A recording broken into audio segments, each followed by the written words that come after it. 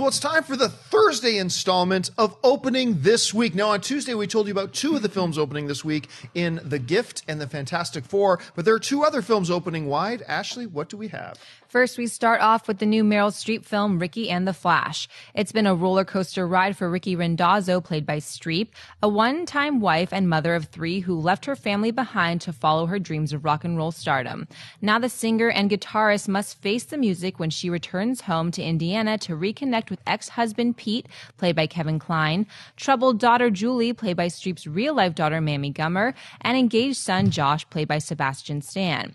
Filled with regret, Ricki hopes to find redemption for all of the bad choices that she made in the past. Ricki and the Flash opens on 1,800 screens nationwide. Next up is the animated film Shaun of the Sheep. When Shaun decides to take the day off and have some fun, he gets a little more action than he bargained for. A mix-up with the farmer, a caravan, and a very steep hill lead them all to the big city, and it's up to Shaun and the flock to return everyone safely to the green grass of home. Shaun of the Sheep opens on 2,200 screens nationwide. John, which of these films are you looking forward to? Well, to clarify, it's called Shaun the Sheep, not Shaun of the Sheep. Shaun of the Dead. To be confused with Shaun of the Dead. Where are the zombie sheep? I was waiting to This is see a horror it. film. The first horror brought to us by the It's a sandwich. play on words. It's a play They're on eating words. brains, Gromit. They're eating brains. Eating a biscuit. Shaun of the Sheep. It's look, very full weekend. Like opening tonight, so we've got obviously Fantastic Four, we got The Gift, and also Ricki and the Flash and Shaun the Sheep. I have not seen Shaun the Sheep yet. You have, so you can speak a little bit more to that in a second.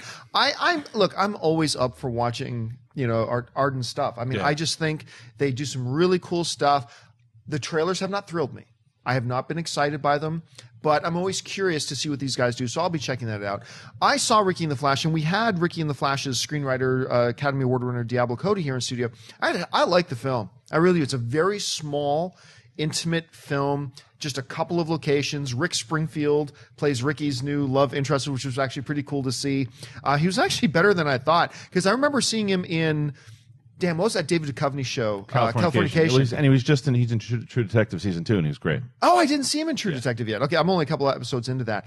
I quite enjoyed Ricki and the Flash. It's not a movie that's for everybody, but it's one that I actually really did quite enjoy. And I'll be checking out Shaun the Sheep, even though I don't think they've done a great job marketing that film. So I don't know how well it's going to pop this weekend. Anyway, you did see Shaun the Sheep. Out of these films, which ones are you looking for? Shaun the Sheep. Really? Yeah, and I'm very, because I know your taste as far as animation goes. I can't wait to hear what you think. I think that you're going to love it. I really do, because that's good to hear. It's clever. It's really clever. There's no dialogue in it from anybody. From the sheep, from the humans, nothing. Oh, awesome. Really? And it's that's done, cool. It's just like that kind of stuff, like Peanuts style. But it's the way they work with music, and it works. And what they have in it, what I really like, is that there's a lot of references that kids, like I took my 3.5-year-old, who loved it, by the way, but there are references to certain movies that you're going to know right away, and it just went right over her head. But I'm like, that's awesome that they did that, and they gave me a lot to work with. They gave the kids a lot to work with, and it has that. It's that same rhythm that these guys have done throughout their career.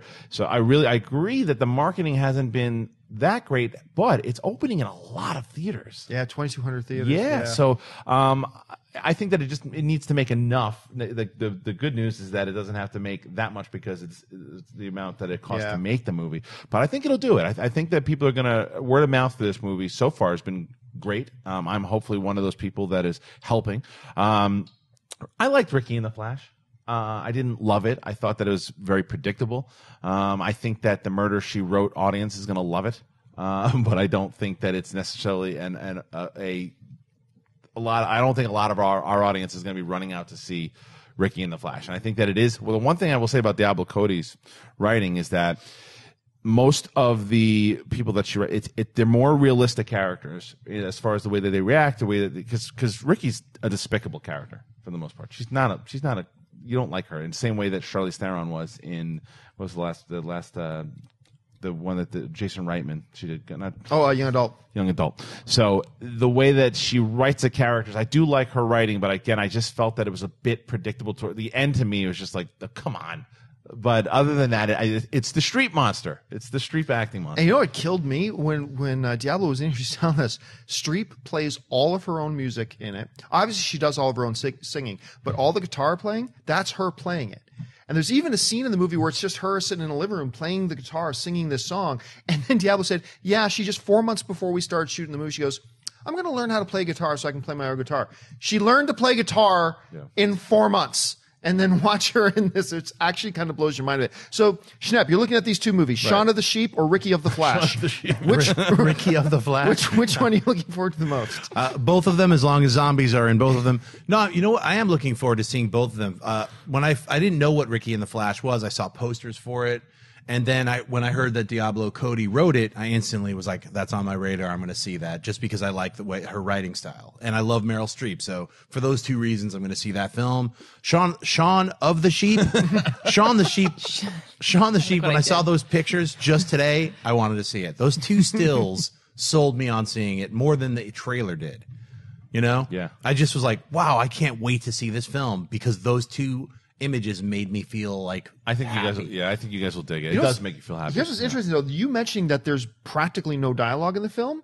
That makes me a little bit more understanding of it because then they probably had so little footage to work with to try to put a trailer together. So maybe that explains why I haven't been impressed with the trailers. Good to know.